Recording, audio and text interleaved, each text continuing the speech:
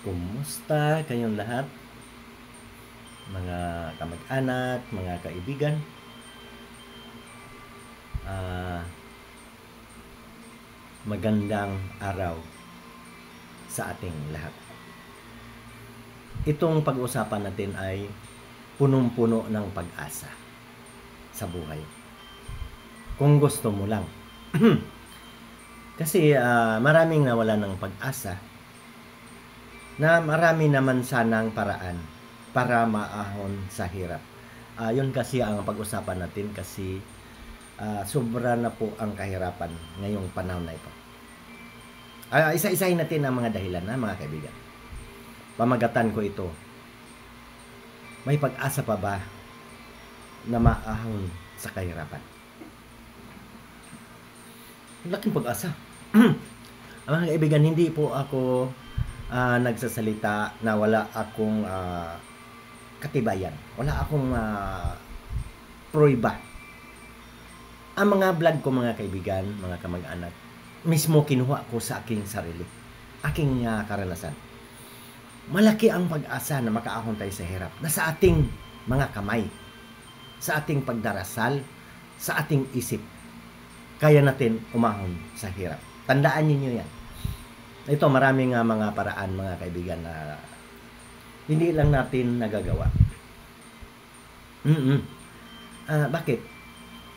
Tatanong mo, bakit? Yumaman ba ako? Hindi ako yumaman.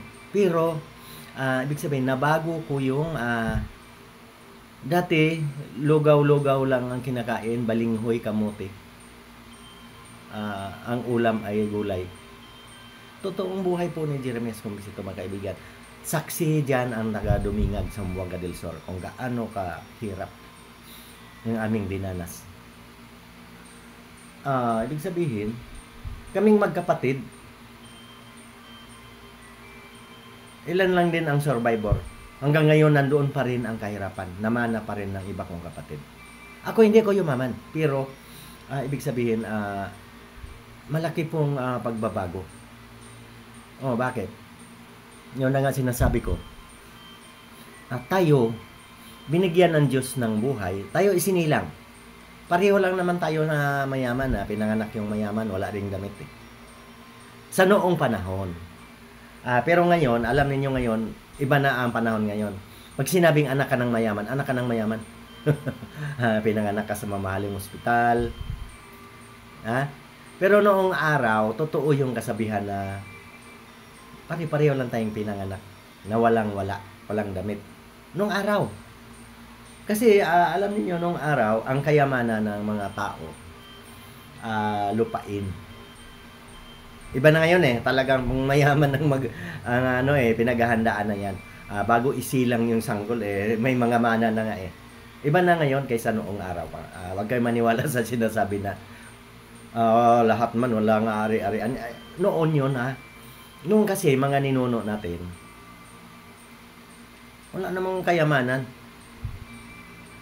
Yun pinakauna. Pinakauna. Pero alam mo ba ang kayamanan noong araw? Hanggang ngayon pa naman yan. Lupa. Bago kasi linikha ang tao, ang Diyos ginawa kagad ang lupa at yung lupa mayamang lupain. Kaya yan nga yung mga kwento ng mga sinauna na si Adan, si Eva, 'di ba? Mayroon ng mansanas, mayroon ng kabuhayan bago nagkaroon ng tao.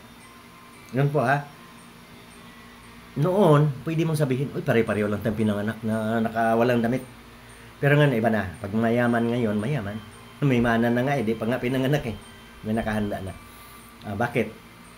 Napabayaan kasi natin ang ating lupain. Ako, saksi ako niyan nung ako'y bata pa, nagkaisip ako magsasaka ng aking magulang. Public land. Ay, nabot naman yung public land. 60s ako, 61 ako pinanganak Maraming public land dyan sa Mindanao. Rights lang ang bibilhin mo. Wala pang titulo noon Ibig sabihin napakamura. Mataba ang tanim. Yun po ang problema lang doon. Yun na nga, sinasayang mo ang oras ng mga ninuno. Kaya yung iba, bumagsak sa kahirapan, yung iba yumaman. Alam mo ba nangyari sa mga lupa-lupa doon namin? Kasi pinaghahati-hati, halimbawa, yung lolo, yung lolo na tatay ng tatay ko, may lupa. Laki. Kasi minana din niya yun sa mga ninuno eh. Libre nga ang lupa nung araw. Ano nangyari? Ito, makikinig kayo. Totoong kwento po ito ha. Kaya nga dito sa atin, wala na ngayon masyadong sakahan. Kasi binibinta na. Yung mga dating palayan, ginagawa na subdivision, mga mall. At totoo po yan, dumadami ang tao, talagang nagagawa ng subdivision. Nagawa ng mall. Pero dapat, yung mga sakahan, pwede pa naman eh. Yung mga mall, doon natin itayo sa hindi pwedeng gawing palayan. Di ba?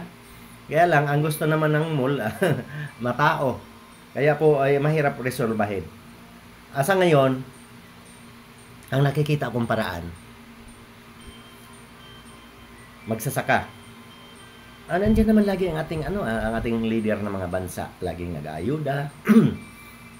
Ang nakikita ko,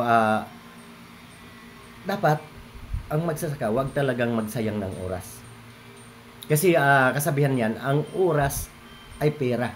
Time is gold. Alam nyo ba ang bago ako ganito, hindi ako mayaman pero ibig sabihin nabago ko yung lugaw ang kinakain lang noon, mga balinghoy, kamote. Ngayon, pwede akong kumain ng bumili ako ng kung anong medyo masarap-sarap na pagkain. Kasi sinikap ko talaga na mabago yung sobrang kahirapan. Alam niyo yung kapalaran, may mga hula naman yan eh. Pero kung maniwala ka lagi sa kapalaran, sinabi mo na anak ako ng mahirap. 2 beses lang kumain sa isang araw. Ganun na rin siguro ako. Huwag po kayong pumayag na ganun. Kaya po tayo bumabagsak sa sobrang pahirap. Ang anak natin, pag kumuntinto na doon na mahirap, pag nanganak yun, mahirap din. Ay naku po, paano na? Kaya po, milyon-milyon na po ang walang trabaho. Kung makikinig kayo ng balita, napakasakit. Kasi hinahangad kaagad natin na umasinso. Ayaw na natin magbungkal ng lupa. Andyan po ang kayamanan sa lupa. Kaya ngayon nakikita mo, ay din ako pupunta sa ibang tao. Ang aking isang kapatid, half brother ko na yun makayumaman siya doon sa pagsasaka. Malapit na. Nagtatanim siya ng ngayon, yung mga kakao na. Yung bigatin na yan. Dati mga kalamansi. Pero, ayan na nga, yan binabanggit ko na yan eh. Nakahanda na yung kayamanan bago may karoon ng tao eh. Kaya, ibig sabihin na sobrang mahirap. Nandoon ka sa matabang lupa. Alam mo ninyo, maraming salamat sa mga nagbablog na nagbibigay ng tulong doon sa sobrang mahirap doon sa bundok. Nandun na ako. Yun sa amin kaya binibenta na lang yung lupa. Kasi ang hirap ng transportasyon. Alam niyo naman yan. Yan sa mga malalaking lupain, mahirap dyan ang transport. Kasi walang daan. Nakikita ko naman yan. Yung mga motor nga, may mga spike. Aakyat ng maghakot ng mga kalakal. Kaya po, sobrang hirap. Pero alam ninyo, hindi nagugutom yan.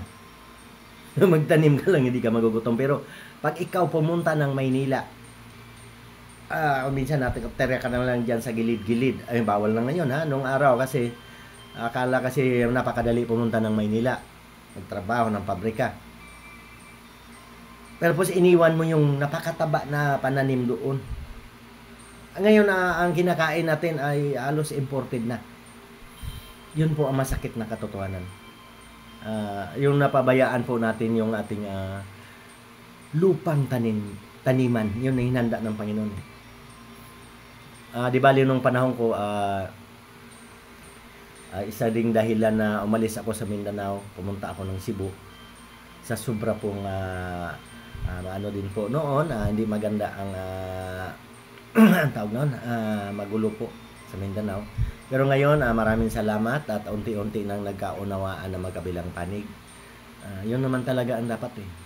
Magtulungan po dapat ang kapwa Pilipino. Kasi yun po ang kadahilan na pumunta akong Cebu. Tapos pagdating ko sa Cebu, mas lalo naman nagkaroon ng mga problema. Kaya po ako napadpad ng Maynila. Kaya po ako, habang nagmamature ang isip, ang dami ko pong karanasan na sobrang mga kahirapan. Kaya pinag-aralan ko po lagi. Hanggang sa nabago ko. Nung ako'y nagkapamilya, talagang ang gabi ginagawa kong araw. Kasi ako walang pinag-aralan, grade 1. Kaya binabala ko talaga magtinda-tinda. Saka alam niyo, hindi ko na mapakita. Alam niyo naman ang aking hanap buhay, tahian. Alam niyo ang magandang trabaho talaga yung nasa bahay. Masubaybayan mo yung mga anak mo. Kung may negosyo ka man na maliit, tapos dapat hindi lang isa. Iba-ibang diskarte ang gagawin na mabuti, ha? Kasi tutulungan ka ng Panginoon. Huwag kayong dumiskarte ng hindi mabuti. Kung magsuswertehin ka man ay panandalian lang. Ikaw ay mapaparusahan din. Kasi marami kasi nga sa sobrang pangarap na mag-ayumaman kung ano-ano na lang pinapasok ng mga trabaho. Kailangan na matuwid ayon sa kalooban ng Diyos. Sige. Hindi na tayo habaan ng video kasi mahirap pag-upload. Sana makakakuha kayo ng aral palagi sa aking channel. Huwag tayong pumayag na lagi na lang tayong gagapang sa kahirapan. Mag-isip tayong paraan. Magsikap. Para maangat naman ng konti. Ayoko naman na sobrang mayaman eh. Pag marami na akong pera na pag ang anak ko mayaman na lahat, tapos biglang magkapera pa ako, ipamamahagi ko na sa iba. Anuhin ko yun na matatanda na ako tapos mayaman na yung mga anak ko. Dapat ganun. Hindi yung sakim tayo. Kaya po kung minsan yun na mayroon mga balita na sinasabi, uy, ang mga pera noon sobrang nawala na lang, di ba? Ganun. Ay, dapat sayang. Pag ikaw ay sa tingin mo na hindi ka naman magtagal na talaga sa mundo, ipamahagi mo na yung sobrang kayamanan. Basta ang iyong mga anak ay mayaman na rin. Ganun dapat eh. Hindi yung kung minsan ipabaon pa doon. Na malaking pagkakamali po yun. Pagka yumaon na ang tao, wala na po yan. Wala na pong silbi. Niya, iiwan na lang dapat yung kayamanan doon sa mga buhay. Sige. Sobrang pangaral na. Maraming salamat. Hanggang dito na lang po tayo. Patuloy lang sa mga pangarap at pagdarasal. Tutulungan tayo ng Diyos.